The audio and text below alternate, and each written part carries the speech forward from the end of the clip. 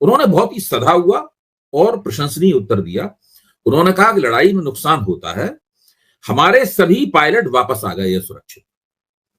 स्पष्ट है, उन्होंने ये नहीं कहा कि हमारे सारे विमान सुरक्षित वापस आ गए हैं, उन्होंने कहा पायलट वापस आ गए हैं। इसका मतलब है उन्होंने बिना कहे हुए इस बात को मान लिया कि कुछ विमानों के स्तर पर, विमान कौन सा था क्या था ये सब नहीं, नुकसान हुआ है, ये उन्होंने मान लिया। अच्छा, तो लोगों ने इस बात को समझ लिया और लोगों ने आगे, पत्रकारों ने, किसी ने इसको फिर बाद में आगे नहीं बढ़ाया इस बात को। लोगों ने सोचा कि भाई कैसे पाकिस्तान के पास वो अलर्टनेस, वो चौकन्नापन, वो तैयारी कैसे थी कि जब भारत के राफेल विमान आसमान में एयरबोर्न होकर मिसाइलें दागने की तैयारी कर रहे होंगे, दागने ही वाले होंगे 9 ठिकानों के ऊपर, उसी वक्त उसने उनको चेकमेट करने की तैयारी कैसे कर ली उसने, जिसकी वजह से भारतीय वायुसेना को कहना पड़ा कि भाई हमारे विमान नहीं आए, लेकिन केवल पायलट ही वापस आ पाए।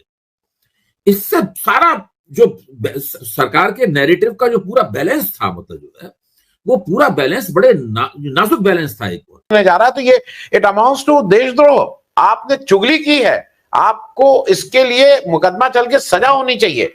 मैं एक चीज अभय भाई और कह दूं, तथ्य और इसमें जोड़ दिया जाए, लेकिन इसमें एक दावा किया गया कि शाहीन मिसाइल पाकिस्तान की जो है वो गिरा दी गई। बाद में वो दावा फौज को वापस लाना पड़ा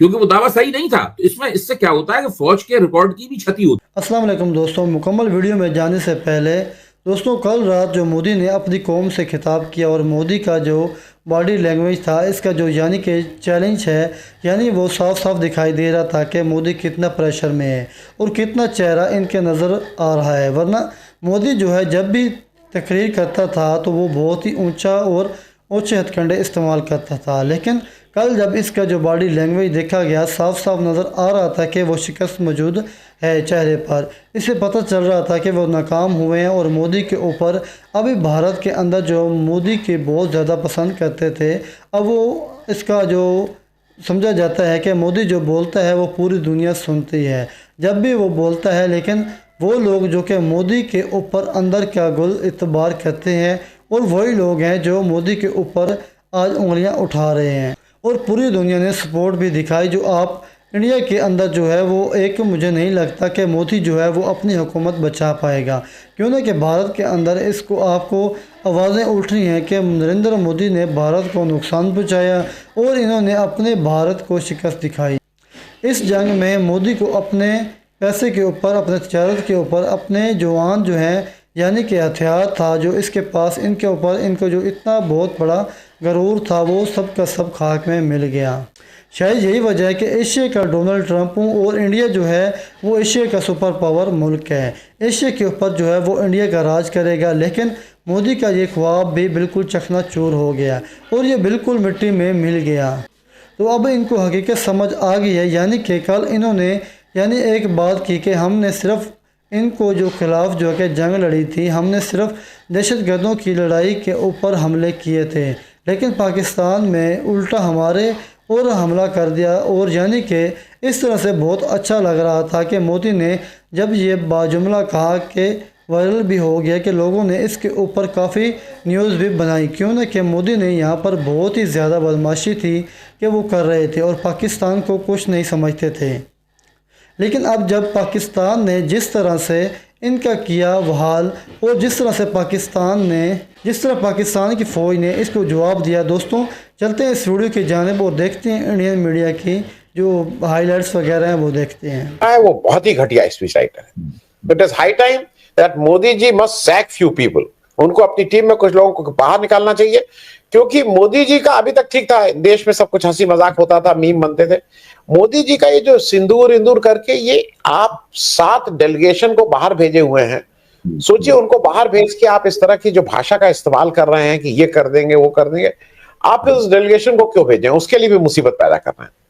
तो पहली चीज ये कि जो इनके लहू में सिंदूर और गर्म सिंदूर और उबल रहा है और ठंडा दिमाग, ये मतलब मोदी जी को क्या हो गया है भाई? अबे भाई देखिए, मोदी जी को कोई जो हुआ है वो कोई नई चीज नहीं है। हमेशा मोदी जी की राजनीति जो है वो 2 धरातलों के ऊपर चली है। एक धरातल है गवर्नेंस का धरातल, जिसके अंदर विदेश नीति भी आती है, रक्षा नीति भी आती है, गृह नीति भी आती है, सब सारी नीतियां आती हैं, गवर्नेंस का धरातल है। और दूसरा है मोदी जी की व्यक्तिगत छवि का धरातल। तो ये जो विदेश मंत्रालय का प्रवक्ता क्या बोल रहा है, जो विपक्षी सांसदों के सर्वदलीय मीटिंग हो रही है, विपक्षी सांसदों के नेतृत्व में दुनिया में दल जा रहे हैं, ये है गवर्नेंस वाले धरातल पे ये सब घटनाएं घटित कराई जा रही हैं। वो एक अलग प्रक्रिया है जो चल रही है। दूसरी इस प्रक्रिया में मुझे लगता है कि सरकार थोड़ी बहुत गड़बड़ियों और थोड़े बहुत लड़खड़ा भी रही है, लेकिन आगे भी बढ़ रही है। लड़खड़ा कहां रही है ये भी इस पर हम लोग चर्चा करेंगे, क्योंकि उसके लड़खड़ाने का सीधा असर पहले वाले धरातल पर पड़ता है, जहां मोदी जी अपनी छवि के संकट से जूझ रहे हैं। देखिए 2013 में जब वो प्रधानमंत्री पद के उम्मीदवार बने थे तो परिस्थितियां बिल्कुल उनके अनुकूल थीं और उन्होंने एक पूरी प्रोपेगेंडा की एक डिजाइन बनाई अपने, जो बहुत पहले से चला रहे थे। गुजरात के मुख्यमंत्री थे, वाइब्रेंट गुजरात के जमाने से एक प्रोपेगेंडा डिजाइन चल रही थी। उसमें देश के बड़े से बड़े पूंजीपति शामिल थे, मीडिया शामिल था, उनकी पार्टी के कार्यकर्ता शामिल थे। राष्ट्रीय स्वयंसेवक संघ ने भी अनमने ढंग से ही नहीं उनको प्रधानमंत्री पद का उम्मीदवार मान ही लिया था। तो उसका भी कहना था कि भाई इनको कामयाब तो कराना ही है, आखिरकार उम्मीदवार तो हमारे ही है। तो वो सब लोग भी लग गए थे। अब जैसे कि भाजपा के कई बड़े नेता जो आज बहुत बड़े बड़े पदों पे हैं, सरकार में मंत्री हैं, वो सब मोदी जी को नहीं चाहते थे, लेकिन अब वो प्रधानमंत्री पद के उम्मीदवार बन गए तो वो सब भी लग गए उनको जिताने में। मैंने तो मंच पर बड़े अनमने तरीके से सबकी बातें सुनी है, मैं नाम नहीं ले रहा हूं उनके सबके, हम सब लोग जानते हैं उनके नाम। तो वो एक पूरा परिस्थिति उनके अनुकूल थी, तो उन्होंने भी नहीं हुआ है। अभी 1 वर्ष अगले महीने होगा उसको, उससे पहले ही उनकी छवि के ऊपर दूसरा बहुत बड़ा संकट आ गया है। और यह संकट आज तक का सबसे ज्यादा संगीन संकट है। वो संकट इसलिए है कि इस पूरे घटनाक्रम से एक करीबन 53 साल पुराना चेहरा इतिहास से निकलकर सामने आ गया है। वो है इंदिरा गांधी का चेहरा, जो मोदी जी के सामने आंखों में आंखें डाके घूर रहा है कि जब पाकिस्तान से हमारा कोई फौजी संघर्ष होता है तो एक काम हमने किया था, जबकि अमेरिका हमारे खिलाफ खड़ा हुआ था। आज अमेरिका भारत के खिलाफ तो नहीं खड़ा हुआ है घोषित रूप से, है आपने क्या किया है ये बताइए। और ये इंदिरा गांधी बनाम मोदी का ये जो पूरा कंट्रास्ट है, ये पूरा इंदिरा बरक्स मोदी ये पूरा है, ये भारतीय जनता पार्टी के जो समर्थक हैं, खासतौर से ऐसे समर्थक जो कि आरएसएस की कतार, स्वयंसेवक नहीं है, जो आरएसएस की जो मतलब अनुशासन में नहीं रहते हैं, भाजपा के कार्यकर्ता नहीं है, उनको छोड़ के जो भाजपा और मोदी के जो समर्थक हैं, अच्छी खासी संख्या में हैं, उनके दिमाग में ये सवाल पैदा हो गया है। और ये एक बहुत बड़ा संकट है मोदी जी के लिए। मोदी जी की समझ में नहीं आ रहा है, इसीलिए उन्होंने उस संकट से निपटने के लिए उन्हें कोई नारा चाहिए, वो एक नारे की तलाश में है। तो वो ये सिंदूर वाला नारा जो है ये उन्होंने दिया है, और वो सिंदूर मेरी रगों में गरम सिंदूर बह रहा है, इस प्रकार की लफाजी कर रहे हैं वो, जो उन्होंने बीकानेर में लफाजी की। मेरे ख्याल से मोदी जी वाटर टेस्ट कर रहे हैं। वो देख रहे हैं कि क्या फिर से कोई मेरा नारा लोकप्रिय हो सकता है। मोदी हमेशा अपनी छवि को लेकर टेस्ट करते रहते हैं। कोरोना के दौरान उन्होंने थालियां वालियां सब जो बजवाई थी वो भी इसीलिए था कि कितने लोग हमारी बात मानते हैं। अल्टीमेट वाटर टेस्ट तो होता है चुनाव के दौरान, कि चुनाव में आपकी बात कितने लोगों ने मानी। भाई पिछले लोकसभा चुनाव में उन्होंने कहा कि मोदी की गारंटी, मोदी की गारंटी, गारंटी की गारंटी, उन्होंने भाषणबाजी की थी कि नहीं की थी? वो पूरी भाषणबाजी उनकी फ्लॉप हो गई। वो बहुत बड़ा झटका लगा। विधानसभा चुनाव में कुछ जीत से उनको ये फिर मुगालता पैदा हुआ है कि उस झटके से वो कुछ उभरने लगे हैं, लेकिन तब तक ये मामला पाकिस्तान वाला आ गया। अच्छा, पाकिस्तान भारत से पिटने के बावजूद, मैं सोशल मीडिया पे जो बातें चल रही हैं कि पाकिस्तान ने भारत को पीट दिया, मैं इससे बिल्कुल असहमत हूं। मेरे ख्याल से आप भी इससे असहमत होंगे। हम लोगों को स्पष्ट इसके प्रति अपनी असहमति दर्ज करनी चाहिए। अबे भाई मैं बीच में इसको मैं जैसे देख रहा हूं, भारत ने एक बड़ा मौका गवा दिया, क्योंकि Bharat was on the offensive. एक उस पर मैं आऊंगा, आपकी बात सही है बिल्कुल। वो तो अलग, वही तो चक्कर है, इसमें फंस गए हैं। तो मैं कहना ये चाहता हूं कि ये जो मोदी जी की ये जो विफलता है, बहुत बड़ी विफलता है, इसने उनकी छवि के लिए बड़ा संकट पैदा कर दिया है। और ये संकट जो उनके विरोधी हैं उनकी तरफ से नहीं आया है, ये संकट उनके जो समर्थक हैं, कौन से समर्थक, वो भी स्पष्ट कर दूं, वो समर्थक जो आरएसएस के स्वयंसेवक नहीं है, वो समर्थक जो भाजपा के कार्यकर्ता नहीं है, लेकिन मोदी जी के प्रशंसक हैं और भाजपा को मानते हैं कि ये देश पे ठीक शासन कर रही थी अभी तक, उनके दिमाग में ये सवाल पैदा हुआ है कि भाई इन्होंने ऐसा क्यों किया। फिर ट्रंप ने इनका बिल्कुल कबाड़ा कर रखा है। 8 बार ट्रंप ये कह चुके हैं लगातार कि हमने ये किया, हमने ये किया। ट्रंप ने बिल्कुल मोदी जी को ध्वस्त कर दिया है। मोदी जी ट्रंप से बहुत डरते हैं।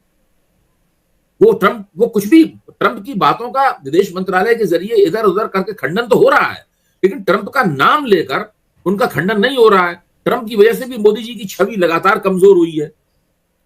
दूसरे ये जो अटपटा किस्म का संघर्ष विराम किया, गिरावट की रिकवरी कैसे हो, ये एक बहुत बड़ा संकट है।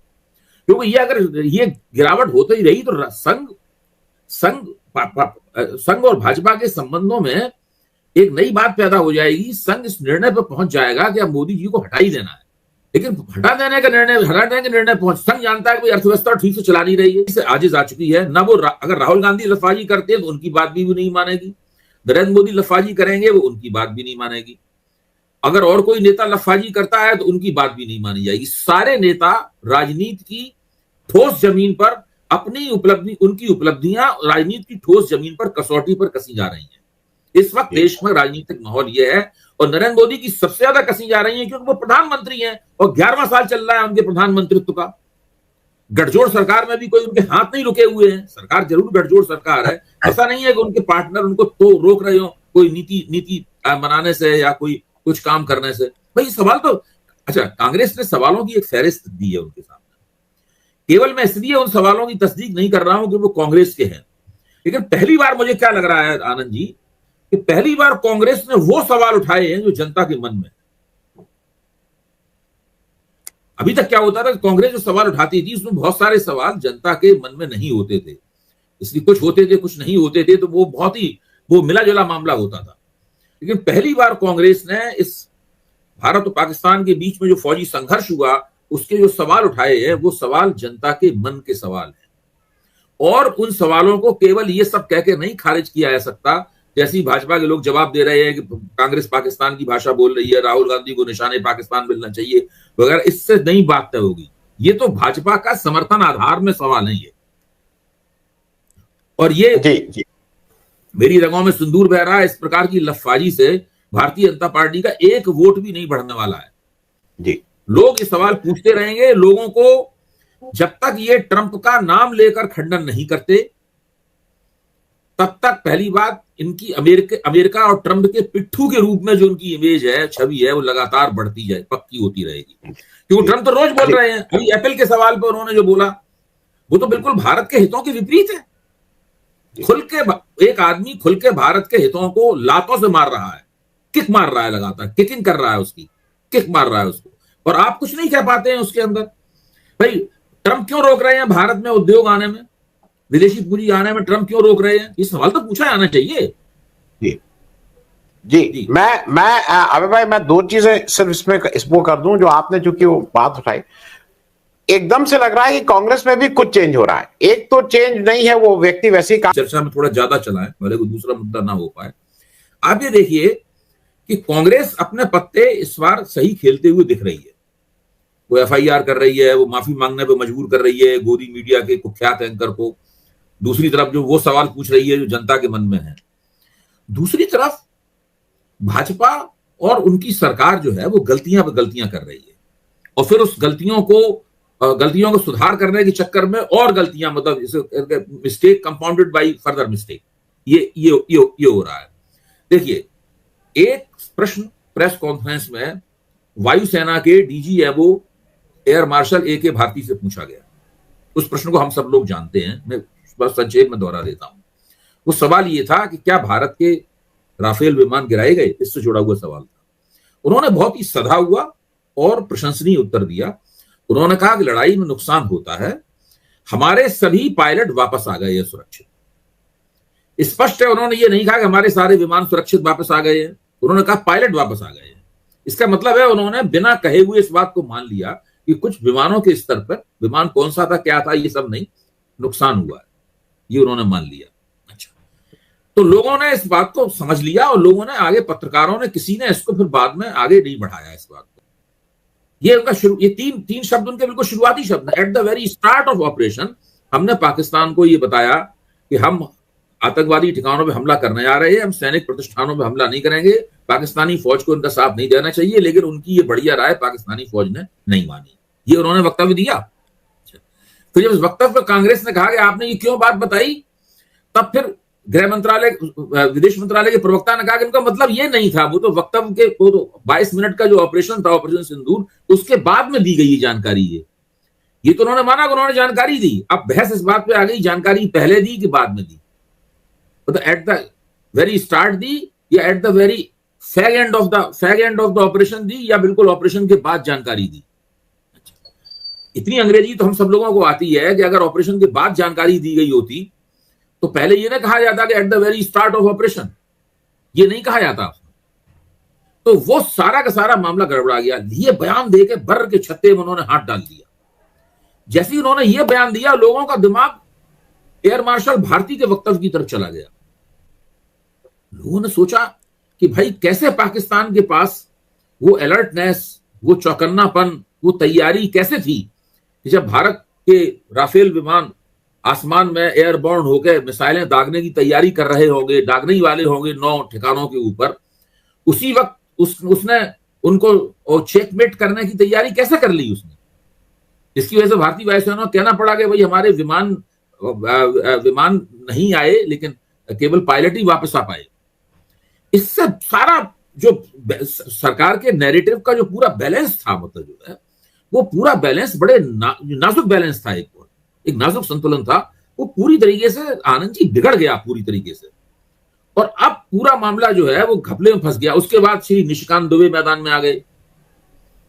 उन्होंने क्या कहा कि 1991 में भारत और पाकिस्तान के बीच में एक समझौता हुआ था, जिसमें भारत को पाकिस्तान को अपनी सैनिक गतिविधियों की खबर देनी थी और पाकिस्तान को भारत को सैनिक गतिविधियों की खबर देनी थी।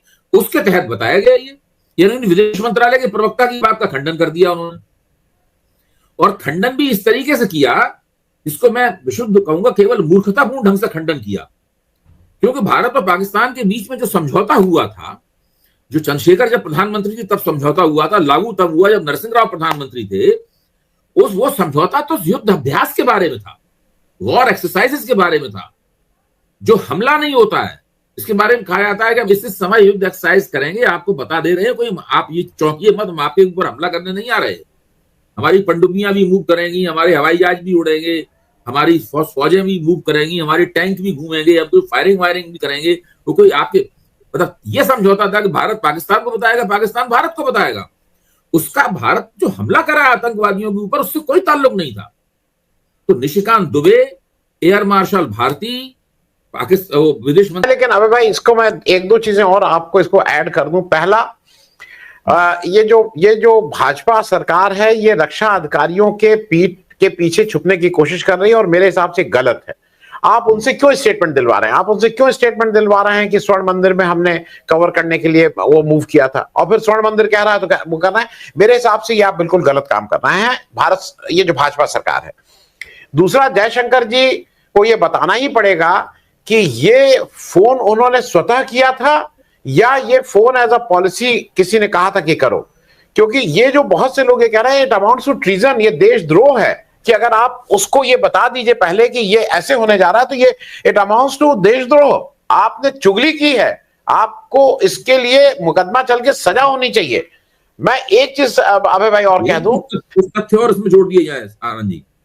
जब उड़ी स्ट्राइक हुई थी, उड़ी स्ट्राइक जब पूरी हो गई, उसके बाद भारत के थल सेना के डीजीएमओ ने, भारत की वायुसेना के डीजीएमओ ने तत्कालीन पाकिस्तान के डीजीएमओ वायुसेना को बताया कि हमने स्ट्राइक कर दी। ये डीजीएमओ को काम हो जब घटना हो जाए उसके बाद डीजीएमओ का काम होता है, ये विदेश मंत्री का काम नहीं होता है। भारत के विदेश मंत्री ने कैसे ये उनको भारत पाकिस्तान के विदेश मंत्री को फोन करके ये कैसे कहा, ये एक बहुत बड़ा सवाल है जो इसका जवाब जब तक नहीं आएगा तब तक ये सवाल पूछा जाता रहेगा। इस सवाल ने क्या किया है जी अबे भाई, मैं इसलिए कह दूं कि देखिए, रक्षा अधिकारियों के पीछे छुप रही है। उसमें एक और विकृति पैदा हुई है, वो भी मैं अंडरलाइन कर दूं कि भाई धीरे एक एक करके फौज से कहा गया कि आप इन तथ्यों को लोगों के सामने रखिए ताकि हम लोगों की सफलता की कहानी, नैरेटिव लोगों तक पहुंचे। ठीक बात है, लेकिन इसमें एक दावा किया गया कि शाहीन मिसाइल पाकिस्तान की जो है वो गिरा दी गई। बाद में वो दावा फौज को वापस लाना पड़ा क्योंकि वो दावा सही नहीं था। तो इससे क्या होता है कि फौज के रिकॉर्ड की भी क्षति होती है।